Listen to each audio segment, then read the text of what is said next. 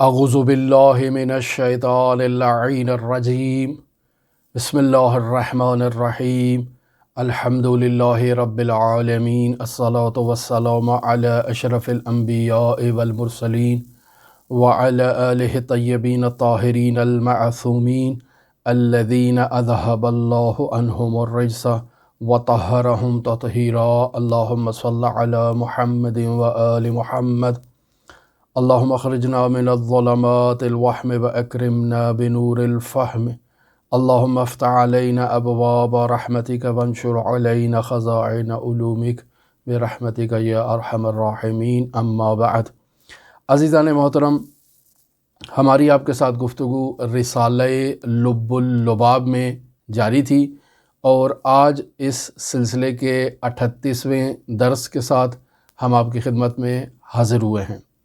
ہمارا آخری درس 5 فروری 2022 کو اسی رسالے کے عنوان سے 37واں درس تھا، اور ہم تقریباً 20 سے زائد دنوں کے بعد اس ٹاپک پر اور اس عنوان سے آپ کی خدمت میں حاضر ہوئے ہیں، اور پیج نمبر 39 سے ہم اس کتاب کا آغاز کریں گے۔ اتنا عرصہ تاخیر کی بنیادی وجہ جو ہم محسوس کر رہے ہیں وہ اس کتاب کی ابحاث میں زیادہ دقت کا ہونا اور زیادہ پیچیدگی کا ہونا، چونکہ سیر و سلوک کی مباحث اور سیر و سلوک کے مطالب ہر کسی کے لیے قابل فہم اور قابل درک نہیں ہیں، لہٰذا ان مطالب کو سمجھنے کے لیے، ان مطالب کا مطالعہ کرنے کے لیے انسان میں ذوق کا ہونا نہایت ہی ضروری ہے۔ ہم آپ کی خدمت میں اس کتاب کی جو مباحث بیان کر رہے تھے، آج کی جو گفتگو ہم نے آپ کی خدمت میں بیان کرنا تھی، در واقع وہ گزشتہ احادیث نورانیہ کا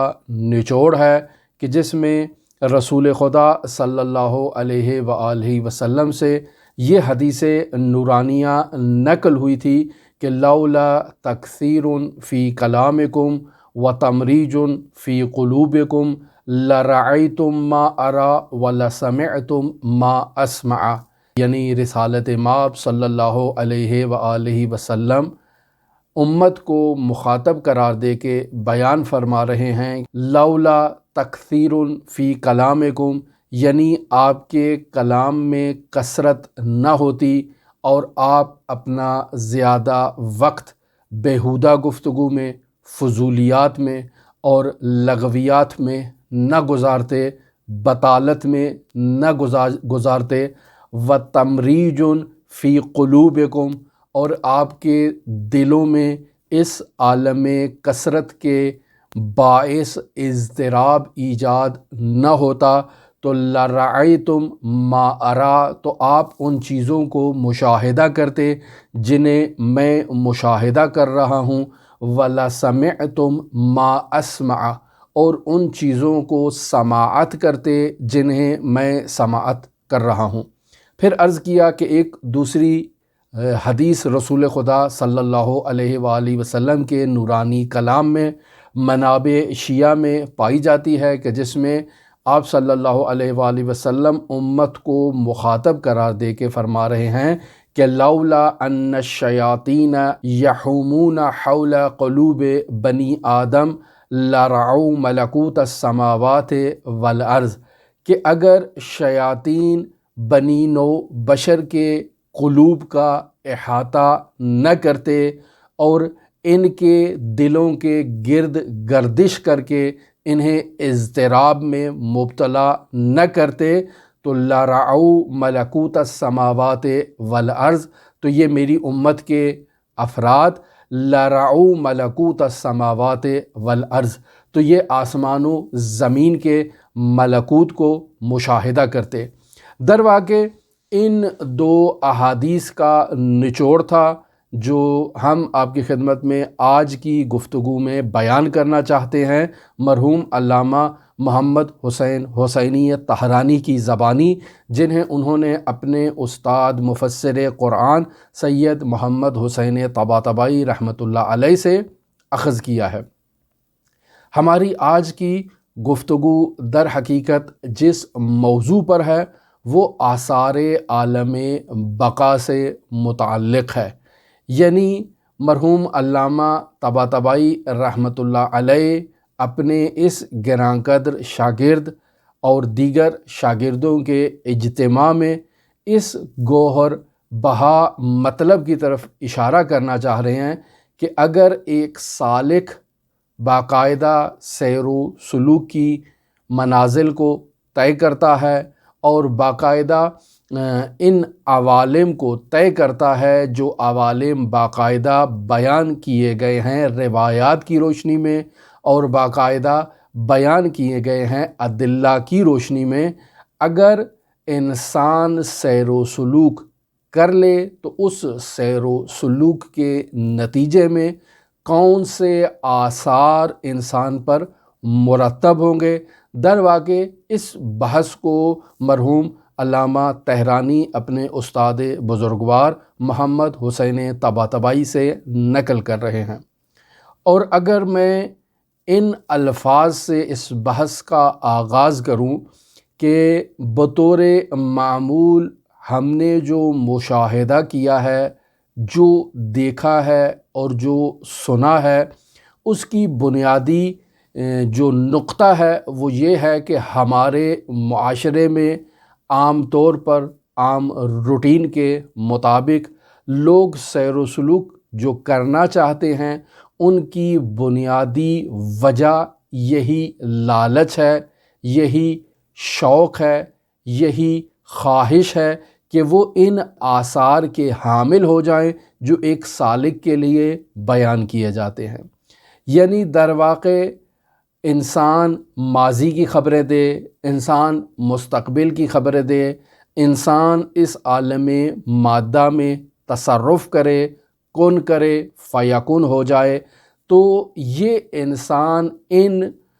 خواہشات کی بنیاد پر، ان تمناؤں کی بنیاد پر سیر و سلوک کی وادی میں اکثر لوگ داخل ہوتے ہیں۔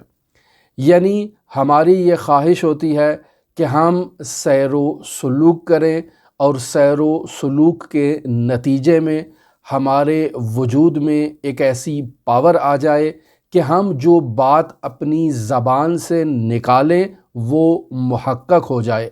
یعنی اگر کوئی مریض ہمارے پاس آتا ہے اور ہمیں یہ کہتا ہے کہ ہمارے لیے دعا کریں، تو ہم اسے کہیں کہ جاؤ تمہیں شفا مل گئی، اور وہ فوراً شفا یاب ہو جاتا ہے۔ یا ہم اگر کسی بے اولاد شخص کو کہیں کہ جاؤ ہم نے تمہیں بیٹا دیا، تو وہ شخص صاحب فرزند ہو جائے اور صاحب اولاد ہو جائے۔ یا اگر کوئی شخص پریشانیوں میں مبتلا ہے، کسی نہ کسی مشکل میں مبتلا ہے، اور ہماری لبوں کی جنبش سے اس کی پریشانی اور اس کی مشکل برطرف ہو جائے، تو ایسی اور روحانی پاور کی وجہ سے اکثر لوگ یہ خواہش کرتے ہیں کہ ہم سیر و سلوک کریں، ہم بھی ریاضت نفس کریں، ہم بھی مجاہدہ بالنفس کریں، اور اس کے نتیجے میں ہمارے پاس بھی کچھ ایسی پاورز آ جائیں جس کے نتیجے میں ہم اس عالم کثرت اور اس عالم مادہ میں اپنا ایک مقام سیٹ کر لیں اور لوگوں کی مشکلات کو حل کریں، عین اسی طرح سے جیسے بعض ہم مرتاض افراد کو دیکھتے ہیں جو ریاضت کرتے ہیں اور ریاضت کرنے کے نتیجے میں وہ لوگوں کی مشکلات کو حل کرتے ہیں۔ ہماری یہ تمنا ہوتی ہے جب کہ سیر و سلوک کرنے والا سالک اگر ان اہداف کی خاطر، ان مقاصد کی خاطر سیر و سلوک کی وادی میں داخل ہو تو یہ مقاصد اس کے نادرست ہیں، یہ مقاصد اسے مدارج عالیہ طے کرنے میں بنیادی طور پر ایک رکاوٹ کا اور ایک مانع کا کردار ادا کریں گے۔ لہٰذا مرحوم علامہ طباطبائی رحمۃ اللہ علیہ اپنے آج کے درس میں رسول خدا صلی اللہ علیہ وآلہ وسلم کی ان نورانی احادیث کے بعد سیر و سلوک کا نچوڑ بیان کر رہے ہیں کہ اگر ایک سالک باقاعدہ سیر و سلوک کرتا ہے اور ان عوالم کو طے کرتا ہے جو عوالم ہم پہلے بھی آپ کی خدمت میں بیان کر چکے اور آج بھی تفصیلی طور پر آپ کی خدمت میں بیان کریں گے، تو یہ سالک سیر و سلوک کے نتیجے میں عوالم کو طے کرتا ہے، اور جب عالم کو طے کرتا ہے تو اس سالک میں وسعت آ جاتی ہے اور وہ اپنے عوالم سفلی کا احاطہ کر لیتا ہے عوالم علوی میں داخل ہونے کے بعد۔ لہٰذا میں پہلے آپ کی خدمت میں عوالم کو بیان کر چکا ہوں، آج پھر آپ کی خدمت میں عوالم کو بیان کرتا ہوں اور مقدمتاً آپ کی خدمت میں اس مطلب کو بیان کرتا ہوں کہ روایات کی روشنی میں اور دلائل عقلی کی روشنی میں عوالم کی علماء نے میں تقسیمات بیان کی ہیں۔ لہٰذا بسا اوقات علماء عوالم کی 3 قسمیں بیان کرتے ہیں۔ مثلاً کہتے ہیں کہ عالم دنیا ہے، عالم طبیعت ہے، عالم مادہ ہے، عالم کثرت ہے، عالم ناسوت ہے۔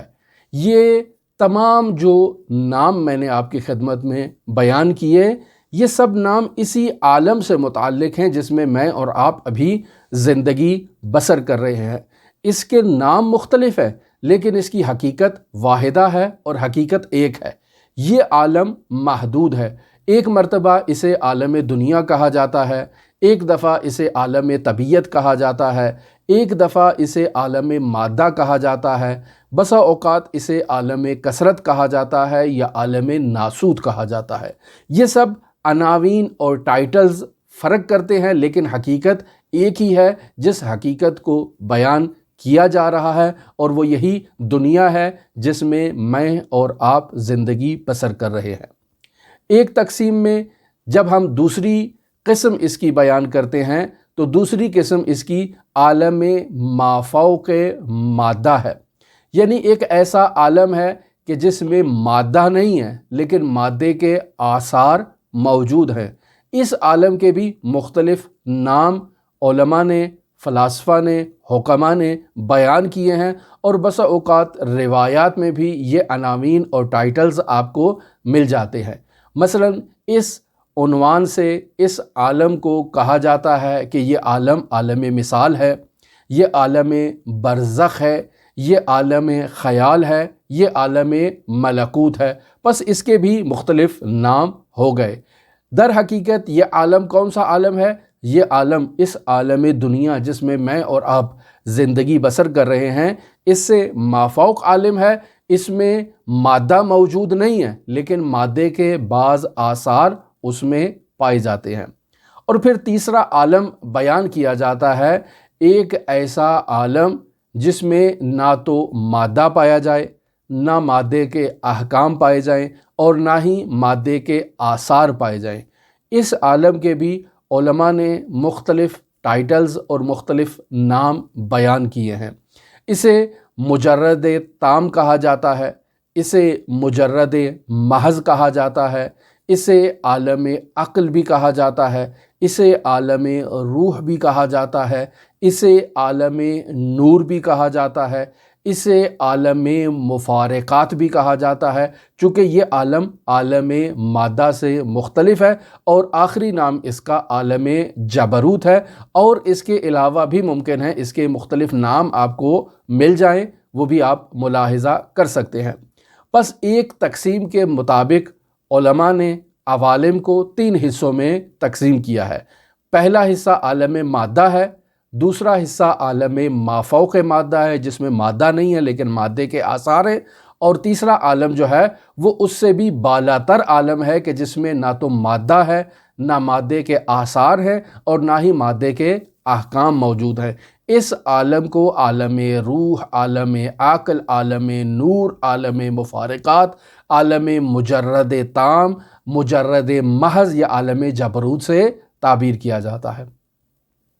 لیکن ہم مشاہدہ کرتے ہیں کہ بسا اوقات علماء انہی عوالم کی جب تقسیم کرتے ہیں تو اس کی 4 قسمیں بیان کرتے ہیں۔ 3 قسمیں یہی جو میں نے آپ کی خدمت میں بیان کی، یہ 3 اقسام ہیں، اور چوتھی قسم بیان کی جاتی ہے عالم اسماء و صفات۔ یہ عالم اسماء و صفات بھی خداوند متعال کی مخلوق ہے، فعل خدا ہے، اور اس عالم کا نام رکھا جاتا ہے عالم لاہوت۔ اگر عالم اطلاق جو اصل واقعیت ہے اور اصل حقیقت ہے، اس عالم واقعیت اور اصل حقیقت کو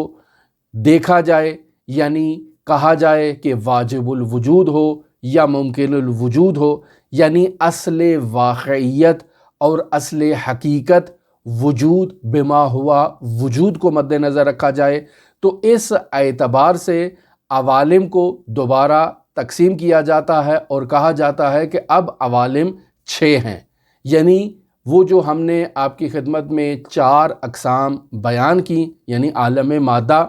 عالم مافوق مادہ جس میں مادے کے آثار ہوں، اور پھر مافوق مادہ کہ جس میں نہ تو مادہ ہے، نہ مادے کے آثار ہیں، اور نہ ہی مادے کے احکام ہیں۔ اس سے اوپر بھی ایک عوالم ہے جو عالم اسماء و صفات ہے، جسے عالم لاہوت کہا جاتا ہے۔ اس سے اوپر بھی 2 عوالم موجود ہیں، ایک عالم ہاہوت ہے جسے ہوا ہویت بھی کہا جاتا ہے، مقام احدیت سے بھی تعبیر کیا جاتا ہے، اور ایک عالم اس سے اوپر کا عالم ہے جسے عالم ذات کہتے ہیں، یا جسے عالم غیب الغیوب بھی کہا جاتا ہے۔ یہ آپ اسامی ایک جگہ پر میں پہلے بھی جب ان اسامی کو بیان کیا تو اس وقت بھی آپ کو بیان کیا تھا کہ اس عناوین کو، ان ٹائٹلز کو باقاعدہ آپ لکھ لیں۔ جب یہ کہیں روایات میں بیان ہوتے ہیں، ہماری گفتگو میں بیان ہوتے ہیں، علماء کی کتابوں میں بیان ہوتے ہیں، تو انسان ان باتوں کو سننے سے تھوڑا گیج ہو جاتا ہے، تھوڑا انسان جو ہے نا وہ حیران و پریشان ہو جاتا ہے کہ پتہ نہیں کون سی عجیب و غریب باتیں کی جا رہی ہیں، غیر ملموس قسم کی باتیں کی جا رہی ہیں، ہمیں ان باتوں کی سمجھ نہیں آ رہی ہے۔ لہٰذا ہم نے عرض کیا کہ عالم مادہ عالم سفلی ہے، اور پھر عالم مادہ سے اوپر جس قدر آپ چلتے جائیں گے وہ عالم علوی کہلائے گا۔ عالم مادہ، عالم کثرت، عالم دنیا، یہ سب سے نیچے والا عالم ہے جسے عالم سفلی کہا جاتا ہے۔ اس عالم میں موجودات ایک دوسرے سے جدا ہیں، لیکن جیسے انسان مادے سے مافوق جاتا ہے تو ایسے ایسے انسان کو ایسے ملے گا کہ وہاں وحدت حکم فرما ہے، وہاں ایکائی حکم فرما ہے۔ انسان وہاں مشاہدہ کرے گا تو وہاں وحدت کو مشاہدہ کرے گا، کثیرین میں بھی وحدت کو مشاہدہ کرے گا۔ ان عوالم میں انسان جو ہے وہ مقام جمعیت کو مشاہدہ کرے گا، جس میں تمام چیزیں ایک خاص قسم کی وحدت کے اندر جو ہیں وہ موجود ہیں۔ لہٰذا انسان جو ہے وہ عالم اجسام میں، عالم کثرت میں وحدت کا حامل نہیں ہو سکتا، لیکن جیسے جیسے انسان اوپر کے عوالم کا سفر کرتا ہے، انسان وحدت کو مشاہدہ کرتا ہے۔ اس عالم مادہ میں انسان کے اطراف میں جو چیزیں موجود ہیں، مثلا یہ کتاب ہے، یہ میز ہے، یہ پانی کا گلاس ہے، یہ کیمرہ ہے، یہ مائک ہے، یہ مختلف چیزیں ہیں، یہ کثرت ہے، یہ ان میں کسی قسم کی وحدت نہیں پائی جاتی ہے۔ لیکن جیسے ہی انسان اس عالم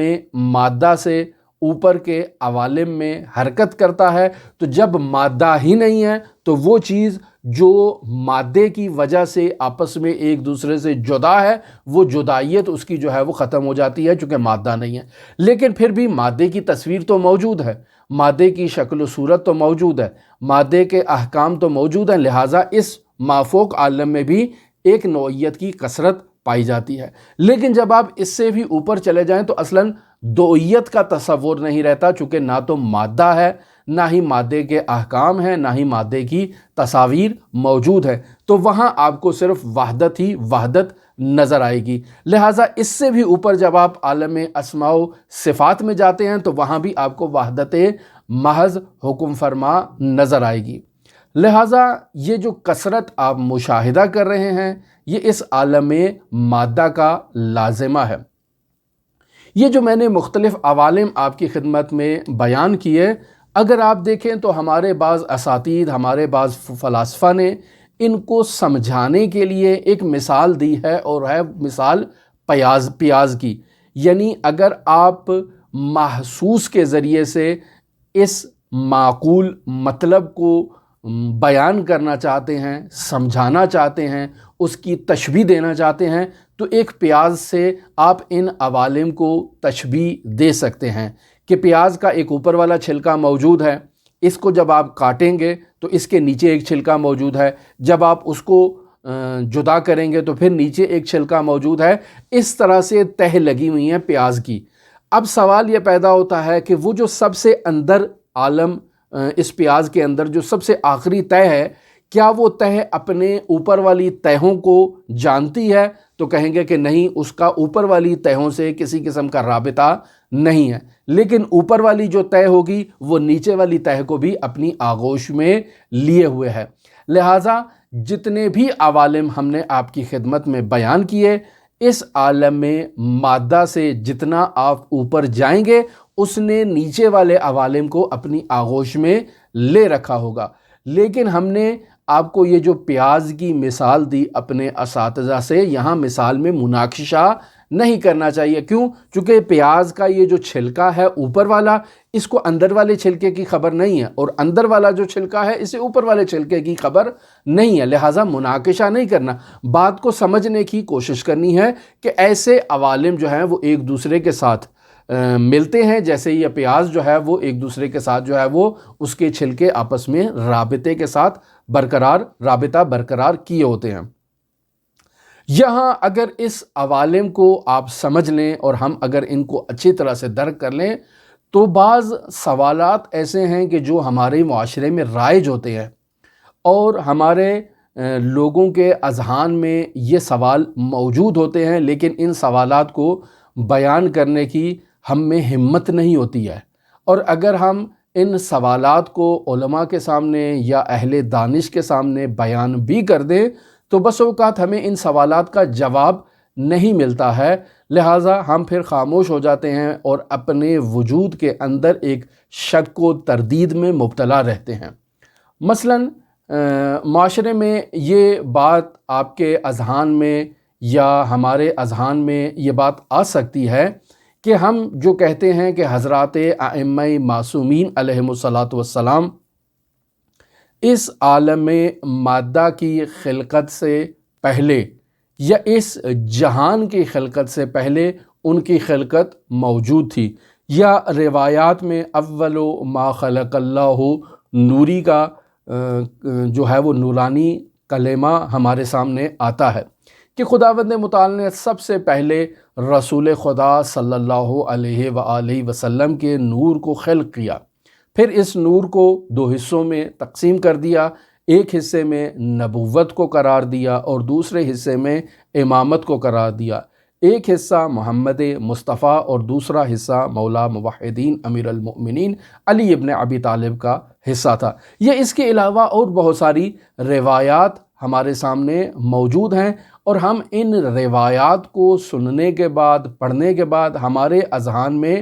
یہ سوال آتا ہے کہ پھر ان کی فلاں تاریخ کو ولادت کیوں ہوئی؟ مثلا ہمارے ذہن میں یہ سوال آتا ہے کہ رسول خدا صلی اللہ علیہ وآلہ وسلم 17 ربیع الاول کو یا 12 ربیع الاول کو ہمارے اہل سنت کی روایت کے مطابق اس دنیا میں تشریف لائے، تو یہ کیا چیز ہے؟ ہمیں جب ان کی خلقت پہلے سے تھی تو پھر انہیں اس دنیا میں مقررہ تاریخ میں آنے کی کیا ضرورت تھی؟ تو عزیزان محترم، یہ باتیں واقعاً انسان کے ذہن کو تشویش میں مبتلا کر دیتی ہیں، اور ہم ایک طرف سے جب 17 ربیع الاول یا 12 ربیع الاول کا جشن مناتے ہیں تو پھر ان روایات کو جو اس مطلب کی طرف اشارہ کرتی ہیں کہ یہ ہستیاں پہلے سے موجود تھیں، ان روایات میں ہمیں تردید نظر آتی ہے۔ تو اس کی بنیادی وجہ کیا ہے؟ بنیادی وجہ اس کی یہی ہے کہ حضرات ائمہ معصومین علیہم الصلاۃ والسلام نے دو مختلف ابعاد کو اور دو مختلف پہلوؤں کی طرف ان نورانی احادیث میں اشارہ کیا ہے۔ یعنی جب ہم حضرات ائمہ معصومین علیہم الصلاۃ والسلام یا رسول خدا صلی اللہ علیہ وآلہ وسلم کی حقیقت کی طرف اشارہ کریں گے تو ان کی حقیقت چونکہ عالم مادہ سے مافوق ہے، اور عالم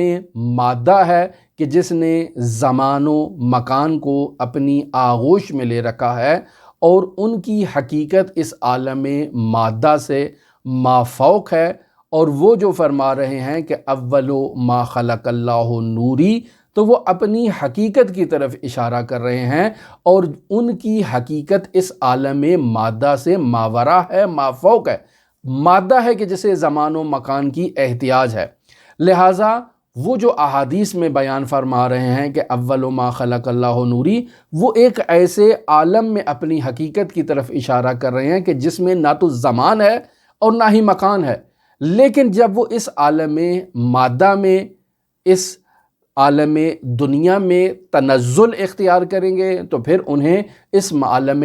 مادہ کے جو قوانین ہیں اس کی رعایت بھی کرنا ہوگی، اور اپنی نورانی ظرفیت کے مطابق اس عالم مادہ میں ظہور کرنا ہوگا، اور مخصوص تاریخ میں وہ اس دنیا میں تشریف لائیں گے اپنے نورانی جسم اطہر کے ساتھ، اپنے نورانی وجود کے ساتھ، اور پھر ایک مقررہ تاریخ میں ان کی شہادت ہوگی۔ لہٰذا ہم ان کی ان دو حقیقتوں کو جب ملاحظہ کرتے ہیں تو یقینی بات ہے ان دو حقیقتوں کے احکام بھی مختلف ہو جاتے ہیں، اور ان احکام میں بھی فرق ہے۔ مثلا رسول خدا صلی اللہ علیہ وآلہ وسلم یا حضرات ائمہ معصومین علیہم الصلاۃ والسلام جب عالم سفلی کی طرف آئیں تو ظاہری بات ہے کہ وہ محدودیت کا شکار ہوں گے، وہ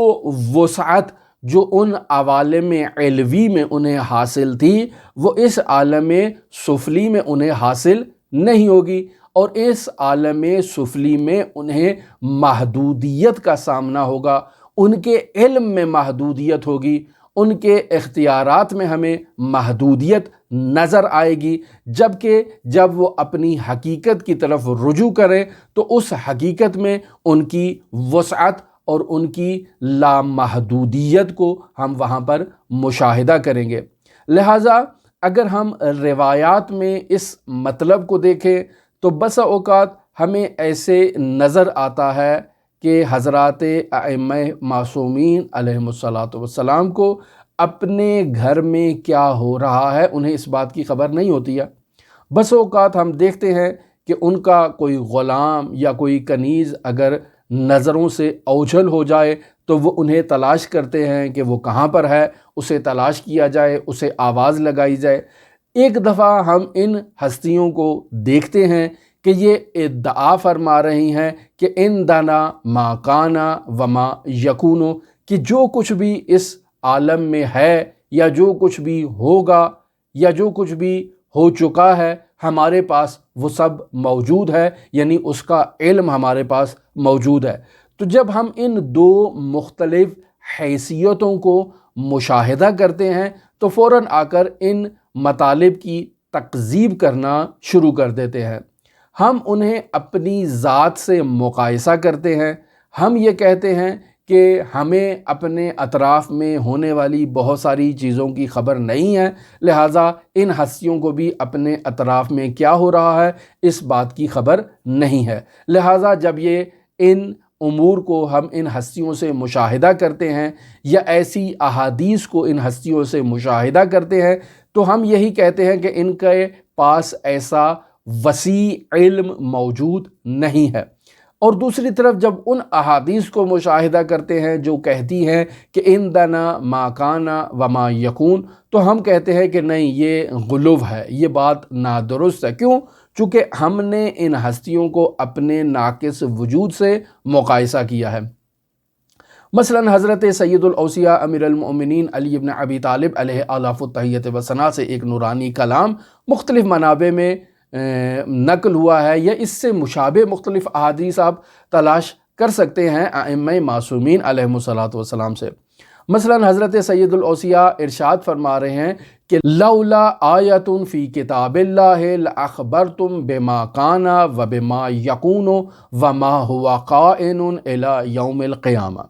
یعنی حضرت سید الاوصیاء فرما رہے ہیں کہ اگر قرآن مجید کی ایک آیت بھی نازل نہ ہوتی تو میں تمہیں قیامت تک کے بارے میں خبر دے دیتا کہ کیا تھا، کیا چیز ہوئی اور کیا چیز قیامت تک ہوگی، میں اس تمام کی تمہیں خبر دے دیتا اگر قرآن مجید کی کوئی آیت بھی موجود نہ ہوتی۔ تو یہ ایک بہت وسیع علم کی طرف اشارہ کر رہے ہیں حضرت سید الاوصیاء۔ تو ہمیں ان روایات میں تضاد نظر آتا ہے اور اسی تضاد کی بنیاد پر ہم ان روایات کو حل نہیں کر پاتے، ان میں تردید اور شک کا شکار ہوتے ہیں۔ در حقیقت یہ انہی عوالم کی طرف اشارہ کر رہے ہیں، یعنی جب ہم اس عالم مادہ میں ہوتے ہیں تو اس عالم مادہ کے لوازمات کی بنیاد پر ہم ایک قسم کی محدودیت میں مبتلا ہوتے ہیں، لیکن جب اس عالم مادہ سے ماوراء اپنی حقیقت کی طرف متوجہ ہوتے ہیں تو پھر اس حقیقت کی طرف توجہ کے باعث ہمارے اندر وسعت آ جاتی ہے اور ہمیں ان تمام چیزوں کی اور تمام حقائق کی خبر ہوتی ہے اور علم ہوتا ہے۔ لہٰذا بعض عرفاء یہاں اس مطلب کی طرف بھی اشارہ کرتے ہیں کہ یہ جو رسول خدا صلی اللہ علیہ وآلہ وسلم پر حضرت جبرائیل وحی لے کر آتے ہیں یا حضرت صدیقہ طاہرہ فاطمہ زہرا سلام اللہ علیہا سے ہم کلام ہوتے ہیں اور پھر وہ مصحف فاطمہ تدوین ہوتا ہے، تو یہ درواقع باہر کی خبریں نہیں ہیں، بلکہ حضرت جبرائیل ان ہستیوں کے باطن سے ظاہر کی طرف خبر لے کر آتے ہیں۔ تو اب جب عالم باطن سے عالم ظاہر کی طرف خبر لے کر آئی جائے، یعنی حضرت جبرائیل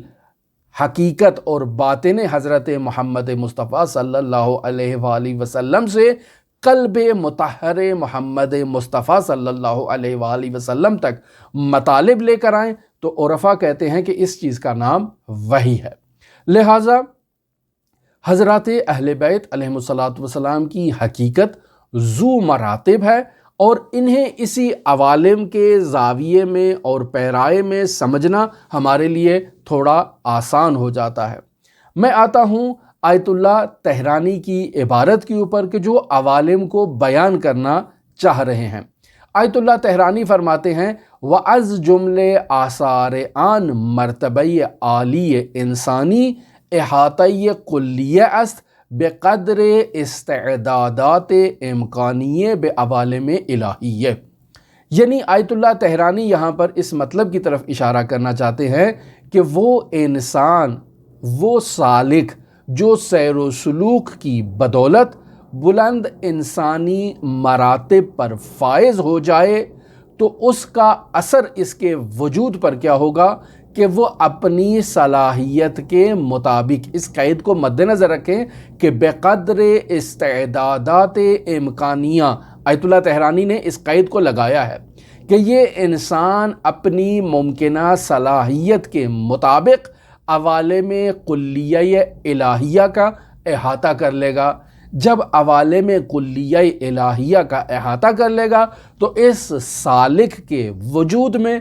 وسعت آ جائے گی۔ تو ایسے ہی جیسے پیاز کا اوپر والا چھلکا نیچے والے چھلکے کو احاطہ کیے ہوتے ہیں، یہ جب سالک ایک عالم سے دوسرے عالم کی طرف متوجہ ہوگا اور اس عالم میں داخل ہوگا تو عالم سفلی کے اوپر اس کا احاطہ ہوگا عالم علوی میں جانے کے بعد۔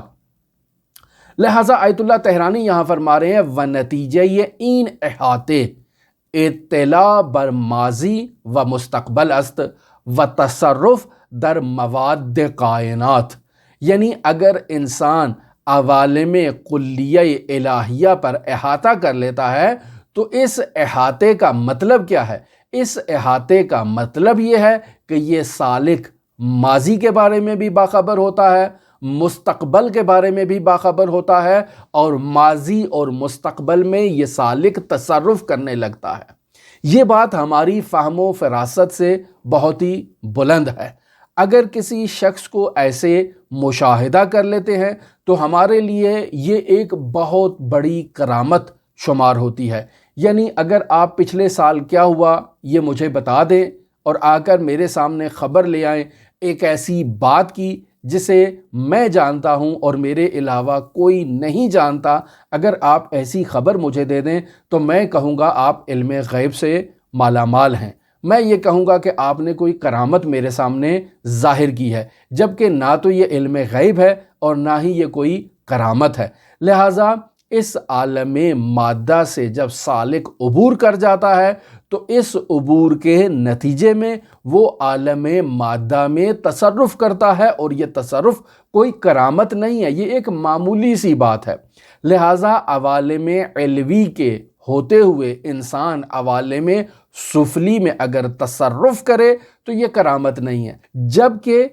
انسان کامل جب عوالم علوی میں داخل ہوتا ہے تو وہ عوالم سفلی میں بإذن اللہ تصرف کر سکتا ہے، اور عوالم سفلی اس کے سامنے ایسے ہی ہوتا ہے جیسے یہ ہاتھ کی ہتھیلی۔ لہٰذا آیت اللہ طحرانی باقاعدہ اس پہ ایک فلسفی برہان اور دلیل قائم کر رہے ہیں، اور وہ دلیل کیا ہے؟ دلیل فرماتے ہیں چہ محیط را غایت تسلط بر محاط علیہ حاصل است بقدر استعدادات امکانیہ۔ اس کی قید کو یہاں پر آپ مد نظر رکھیں، یعنی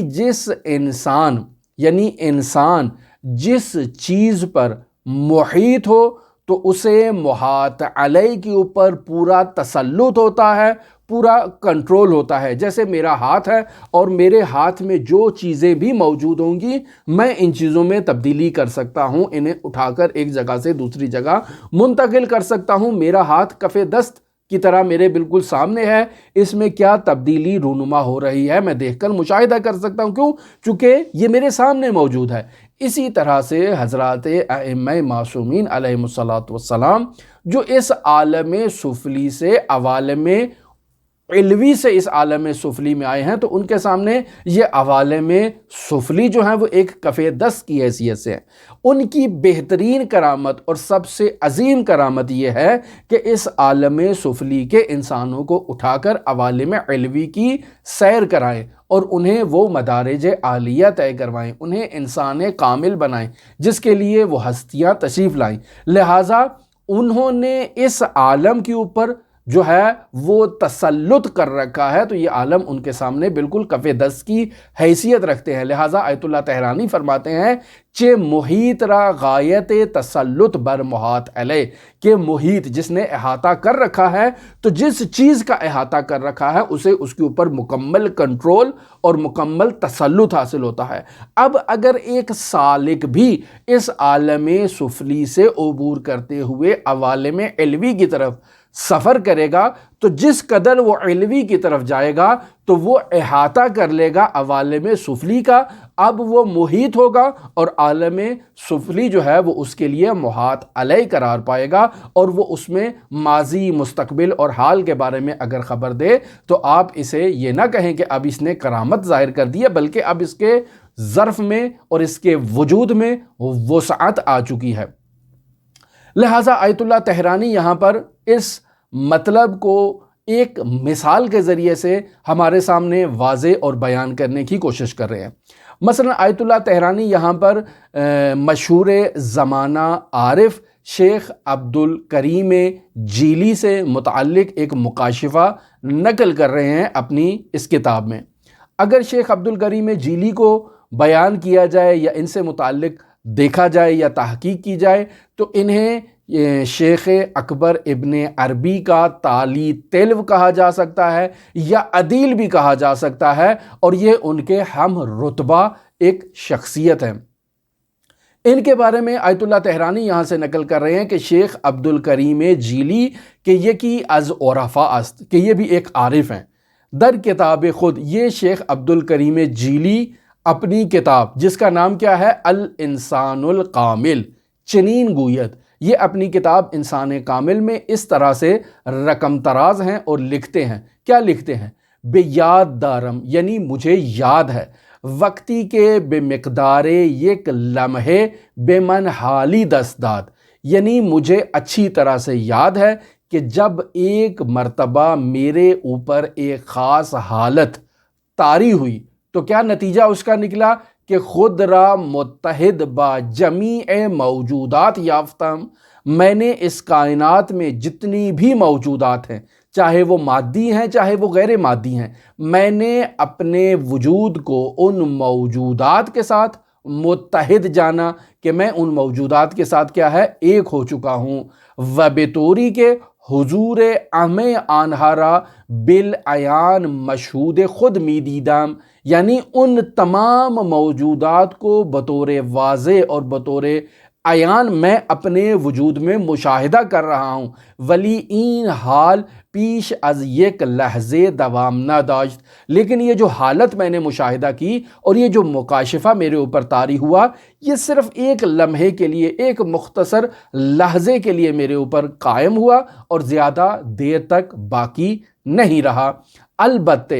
مانع از دوام و استمرار این حال ہمان اشتغالات و تدابیر بدن است۔ اب یہاں شیخ عبدالکریم جیلی اس کی وجہ بتا رہے ہیں کہ یہ جو مکاشفہ میرے اوپر طاری ہوا اور میں نے اس عالم کی تمام موجودات کو اپنے وجود میں مشاہدہ کیا اور صرف ایک لمحے کے لیے اور ایک لحظے کے لیے مشاہدہ کیا، زیادہ دیر تک اسے مشاہدہ کیوں نہیں کر سکا، اس کی وجہ بیان کر رہے ہیں۔ کہتے ہیں معنی کیا تھا، رکاوٹ کیا تھی کہ میں نے زیادہ دیر تک انہیں مشاہدہ نہیں کیا؟ کہتے ہیں کہ معنی اور رکاوٹ جو ہے وہ اشتغالات بے تدابیر بدن است، کہ انسان اپنی مادی جو بدن کے ساتھ اپنے اطراف کے ماحول کو اور اپنے بدن کی جو تدبیر کرتا ہے، یہ جو انسان مشغول ہے، اس اشتغال کے باعث انسان جو ہے وہ زیادہ دیر تک ان عوالم کو مشاہدہ نہیں کر سکتا۔ وحصول تمامیت این مراتب بعد از ترک تدبیر بدن است، یعنی اگر انسان زیادہ دیر تک اس حقیقت کو مشاہدہ کرنا چاہتا ہے تو اسے مشاہدہ کرنے کا واحد راستہ یہ ہے کہ انسان اس بدن کی تدبیر کو ترک کر دے، موتو قبل ان تموتو کا مصداق بن جائے، اس بدن کی تدبیر کو ترک کر دے اور اب جا کر ان عوالم کو وہ انسان مشاہدہ کر سکتا ہے۔ یقینی بات ہے کہ شیخ عبدالکریم جیلی کے یہ مکاشفہ ایک ایسی کنڈیشن سے متعلق ہے کہ ابھی انہوں نے وہ کمال کے مراتب حاصل نہیں کیے تھے، لہٰذا اس مرحلے کی طرف اشارہ کر رہے ہیں۔ لیکن میں پھر وہی رسول خدا صلی اللہ علیہ وآلہ وسلم کی ان احادیث کی طرف اشارہ کروں گا، چونکہ شیخ عبدالکریم جیلی نے اس مطلب کی طرف اشارہ کیا ہے، اور وہ اشارہ یہ ہے کہ میں اس مکاشفے کو زیادہ دیر تک مشاہدہ نہیں کر سکا اور ان موجودات کو اپنے وجود کے ساتھ اتحاد کی صورت میں زیادہ دیر تک مشاہدہ نہیں کر سکا۔ اس کی بنیادی وجہ کیا تھی؟ ہمانہ اشتغالات بے تدابیر بدن است، یعنی میرا اپنے بدن کی تدابیر میں مشغول رہنا یہ باعث بنا کہ میں زیادہ دیر تک اسے مشاہدہ نہیں کر سکا، اور زیادہ دیر تک مشاہدہ کرنے کا واحد راستہ اس تدبیر کا انقطاع ہے اور اسے ترک کرنا ہے اور انسان کا موتو قبل ان تموتو کا مصداق بننا ہے۔ لہٰذا رسول خدا صلی اللہ علیہ وآلہ وسلم فرما رہے ہیں کہ لولا تقصیر فی کلامکم، اگر آپ کے کلام میں کثرت نہ پائی جائے، وتمریج فی قلوبکم، اور آپ کے دلوں میں اضطراب نہ ہو، لرأیتم ما ارا ولسمعتم ما اسمع، تو آپ بھی وہ تمام چیزیں مشاہدہ کریں جسے میں مشاہدہ کر رہا ہوں، تمام وہ چیزیں سنیں جسے میں سن رہا ہوں۔ یہ وہی انقطاع تدبیر بدن کی طرف اشارہ ہے ہمارے لیے۔ یا لولا ان الشیاطین یحومون حول قلوب بنی آدم لرعوا ملکوت السماوات والارض، اگر شیطان بنی آدم کے قلوب کے اطراف میں طواف نہ کرے، اس کا احاطہ نہ کرے، اس میں تصرف نہ کرے، اسے جو ہے وہ ورغلائے نہیں، تو پھر یہ انسان کیا ہے؟ لرعوا ملکوت السماوات والارض، تو یہ آسمان و زمین کے ملکوت کو مشاہدہ کرے گا۔ پس کیا ہے؟ اشتغالات بے تدابیر بدن، یعنی بدن کی جو تدبیر ہے اس میں جو انسان کی مصروفیت ہے اسے کم کرنا ہوگا، اور جس قدر انسان کی یہ مصروفیت کم ہوگی اور انسان عوالم علوی کی طرف متوجہ ہوگا تو اس کا عالم سفلی سے رابطہ آہستہ آہستہ منقطع ہوتا ہوتا جائے گا، اور یہ سالک جو ہے وہ موتو قبل ان تموتو کا مصداق بن جائے گا۔ پھر اس کے بعد مرحوم آیت اللہ طحرانی ایک اور سالک اور ایک اور عارف سے اس ماجرا کو نقل کرتے ہیں، اور وہ در حقیقت اسی شیخ عبد الکریم جیلی کے واقعے کو جو ہے وہ ایک اور انداز میں بیان کر رہے ہیں۔ یعنی عارفی از عرفائے ہند، یعنی ہندوستان کے ایک مشہور و معروف عارف، ان سے یہ نقل کر رہے ہیں جن کا نام ہے شیخ ولی اللہ دہلوی۔ یہ شیخ ولی اللہ دہلوی در کتاب خود بنام حمعات چنین گوید، یعنی وہ اپنی کتاب حمعات میں اس مطلب کو اس طرح سے رقم تراز ہیں اور فرماتے ہیں بے من آگاہانیدند، یعنی مجھے یہ بات سمجھا دی گئی، یعنی وہی مکاشفے میں انہیں یہ بات سمجھا دی گئی کہ فراغ از آثار نشعت مادیے پس از گذشتے 500 سال از عبور عالم مادہ و مرگ صورت می گیرد، یعنی انسان اگر چاہتا ہے کہ باقاعدہ طور پر ان عوالم کو مشاہدہ کرے اور باقاعدہ طور پر انسان جو ہے وہ ان موجودات کو اپنے ساتھ اتحاد کے صورت میں مشاہدہ کرے، تو مجھے یہ بات سمجھا دی گئی کہ یہ انسان کب مشاہدہ کر سکتا ہے؟ پس از فراغ آثار نشعات مادیہ، یعنی اس عالم مادہ سے فراغ کے بعد، جسے مرحوم جیلی نے بیان کیا تھا کہ پس از ترک تدبیر بدن، یعنی انسان اپنے بدن کی تدبیر کو ترک کر دے، تو اس کے بعد مرحوم ولی اللہ دہلوی اس مطلب کو بیان کر رہے ہیں کہ انسان جب اس تدبیر کو ترک کر دیتا ہے تو اس نشعت مادیہ کے آثار سے فارغ ہونے کے 500 سال بعد انسان جو ہے وہ اس کے لیے یہ مرتبہ حاصل ہوتا ہے۔ اور یہ جو 500 سال ہیں یہ کوئی ایک دو دن کے نہیں ہیں، این مدت مطابق نصف روز ایام ربوبیست۔ یہاں آیت اللہ طحرانی فرما رہے ہیں کہ یہ جو 500 سال کی مدت بیان کی گئی ہے یہ ایام الہی کے آدھے دن کے برابر ہے۔ کیوں؟ چونکہ باقاعدہ خداوند متعال کا یہاں پر قول نقل کر رہے ہیں جو سورہ حج کی آیت نمبر 47 ہے، کہ جس میں خداوند متعال ارشاد فرما رہا ہے وَإِنَّ يَوْمًا عِنْدَ رَبِّكَ كَأَلْفِ سَنَةٍ مِّمَّا تَعُدُّونَ، کہ آپ کے پروردگار کے نزدیک جو دن ہے وہ تمہارے حساب کے مطابق 1000 سالوں کے برابر ہے، کَأَلْفِ سَنَةٍ یعنی 1000 سالوں کے برابر ہے۔ تو اگر 1000 کا آدھا کیا جائے تو 500 سال گزرنے کے بعد، یعنی انسان کی موت واقعہ ہونے کے 500 سال جب انسان کے گزر جائیں تب جا کر تازہ جو ہے وہ انسان کے لیے یہ ارتباط حاصل ہوتا ہے کہ انسان ان عوالم علوی کو ملاحظہ کرے اور خود کو ان کے ساتھ متحد پائے۔ تو یہ وہ مطالب ہیں کہ جنہیں مرحوم آیت اللہ طحرانی نے باقاعدہ یہاں پر نقل کیا ہے۔ پس یہ بات واضح ہو گئی، جو آثار مرحوم آیت اللہ طحرانی نے نقل کیے، آثار کیا بیان کیے ہیں کہ از جملے آثار آن مرتبہ عالی انسانی احاطہ کلیہ است، کہ جب انسان جو ہے وہ ان عوالم کا سفر کرتا ہے، عالم مادہ سے عبور کرتے ہوئے عالم مافوق مادہ میں جاتا ہے، تو اب انسان نے عالم مادہ کا احاطہ کر لیا ہے۔ جب عالم مادہ کا احاطہ کر لیا ہے تو اب اس کے لیے ماضی مستقبل کی اطلاع حاصل کرنا یہ اس کے لیے مشکل نہیں ہے، یا عالم مادہ میں تصرف کرنا یہ اب اس کے لیے مشکل نہیں ہے۔ اور پھر اسی طرح سے جب انسان جو ہے وہ عالم مادہ کے آثار سے بھی رہائی حاصل کر لیتا ہے اور ایسے عالم میں داخل ہوتا ہے جس میں نہ مادہ ہے نہ مادے کے آثار ہیں اور نہ ہی مادے کے احکام پائے جاتے ہیں، تو اب اس عالم میں جو سالک پہنچ جاتا ہے اس کے لیے عالم مادہ بھی کف دست کی حیثیت رکھتا ہے، اور عالم مادہ سے مافوق جو عالم علوی ہے وہ بھی اس کے لیے عالم سفلی کا مرتبہ رکھتا ہے، اور انسان اس کے اوپر ایک احاطہ کامل حاصل کر لیتا ہے۔ یہ وہ نہایت ہی دقیق بحث تھی جسے سمجھانا نہایت ہی دشوار تھا۔ اسی کے باعث میں نے یہ 20 دن تاخیر کی۔ میں چاہتا تھا کہ یہ مباحث نہایت ہی سخت ہیں، اگر آپ لوگوں میں واقعاً ان بحثوں کو اور ان مطالب کو سمجھنے کا ایک ذوق ہو تو آپ ہم سے رابطہ کیا کریں تاکہ ہم ان دروس کو جاری رکھیں۔